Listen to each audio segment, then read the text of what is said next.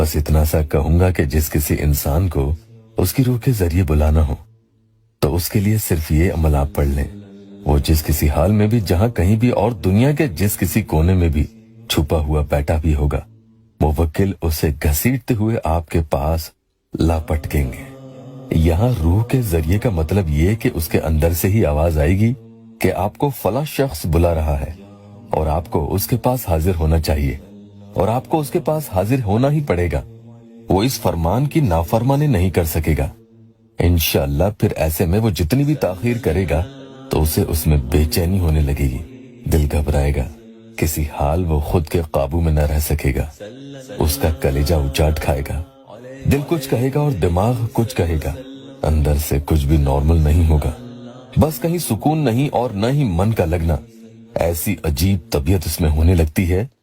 قل هو اللہ احد اللہ الصمد کا یہ وظیفہ ہے، اور اس عمل کے موکل جب اپنے مقام سے اس کے مقام تک پہنچ جاتے ہیں، اور اس میں سیکنڈز بھی زیادہ لگتے ہیں، یعنی جب بھی آپ یہ حکم دو گے کہ اے فلاں شخص حاضر ہو جاؤ، تو پھر مجال ہے کسی مخلوق کی کہ وہ ان موکل کو اللہ کے حکم کو پورا کرنے میں روک دے۔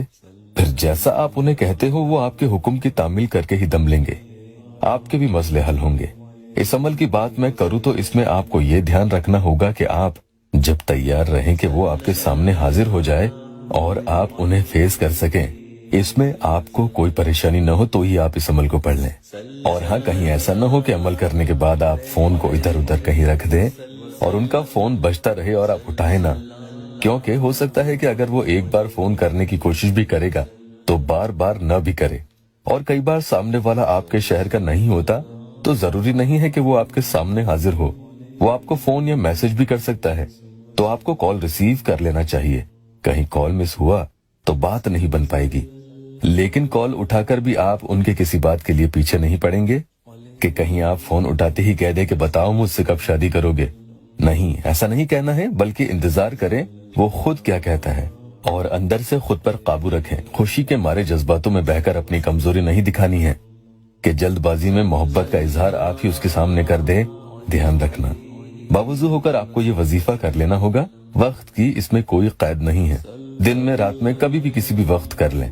ناپاکی کے دنوں میں قطعی آپ اسے نہیں پڑھیں گے۔ سکون سے کہیں بیٹھ جائیں، موبائل میں تصویر اس میں آپ کو چاہیے ہوگی، اسے دیکھتے ہوئے آپ یہ عمل پڑھ لیں گے۔ چاہیں تو عمل روزانہ کر لیں۔ اعوذ باللہ من الشیطان الرجیم، بسم اللہ الرحمن الرحیم ایک مرتبہ پڑھنا ہوگا۔